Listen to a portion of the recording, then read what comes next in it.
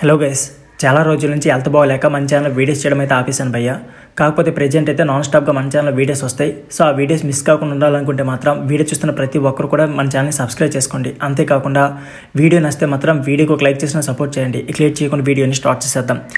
చాలా రోజుల తర్వాత వీడియో చేస్తున్నా సరే ఒక మంచి టాపిక్తో మీ ముందుకు వచ్చాను భయ్య. అదేంటంటే విరాట్ కోహ్లీకి చాలా ఫ్రాంచైజీస్ నుంచి ఆఫర్స్ వచ్చినా సరే అతన్ని కేవలం ఆర్సీబీలో మాత్రం ఎందుకు ఆడుతున్నారు?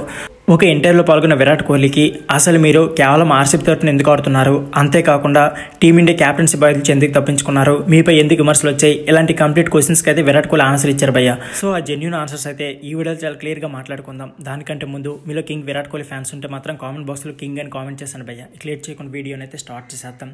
సో ముందుగా మనం అసలు విరాట్ కోహ్లీ క్యాప్టెన్సీ బాధ్యతల నుంచి ఎందుకు తప్పించుకున్నారో ఇప్పుడు తెలుసుకుందాం పదండి.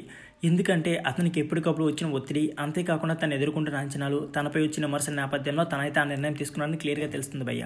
అప్పుడు నేను ఆటను ఆస్వాదించలేకపోయాను. క్యాప్టెన్గా విజయాల కోసం శ్రమిస్తూ ఆటగాడిగా సత్తా చాటాలనే ఒత్తిడిలో నా గేమ్పై పట్టు అయితే తగ్గిపోయిందని చెప్పారు భయ్య. సో విరాట్ కోహ్లీ అయితే ప్రెజర్ లేకుండా ఆటను ప్రేమించాలి అనుకున్నారు, అందుకే క్యాప్టెన్స్కి అయితే గుడ్ బై చెప్పారు అని విరాట్ కోహ్లీ అయితే చెప్పుకొచ్చాడు.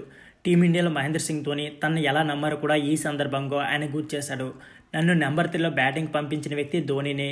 నన్ను నమ్మిన కోచ్ గ్యారీ క్రిస్టన్ స్ఫూర్తినిచ్చారు. వారు చూపించిన నమ్మకం నాకు బేస్ అయింది అని స్పష్టమైతే చేశాడు. ఐపీఎల్ రాయల్ ఛాలెంజర్స్ బెంగళూరు జట్టుతో తనకున్న అనుబంధాన్ని గుర్తు చేసుకున్నారు కోహ్లీ. 2016 నుంచి 2019 మధ్యకాలంలో కొన్ని ఫ్రాంచైజీలు అతను సంప్రదించాయి, కానీ నేను వెళ్ళలేదు. ఆర్సీబీకి నేను కావాల్సిన ఆటగాడినే కాదు, అభిమానులు నన్ను కుటుంబ సభ్యులుగా చూశారు. ఆ ప్రేమ నాకు ట్రోఫీల కన్నా ఎక్కువే అంటూ కోహ్లీ అయితే భావోద్వేగం చెప్పారు. తను ఎప్పటికీ విమర్శల కన్నా అభిమానుల ప్రేమను ఎక్కువ గుర్తుపెట్టుకుంటానని, తన దూకుడాగిన ఆట, అలాగే కింద పడిన తన వెనక నిలిచే వారి అభిమానులకే విరాట్ కోహ్లీ చివరిలో ఎమోషనల్ క్లారిటీ ఇచ్చారు. నా ఆటే నాకు గుర్తింపు, కానీ నా ఆటను గర్వపడేలా చేసింది మాత్రం మీ ప్రేమే అని ఆయన అన్నారు. సో ఫ్రెండ్స్, ఇది వీడియో. ఈ వీడియో నచ్చితే please like, share and subscribe my channel. Thank you for watching.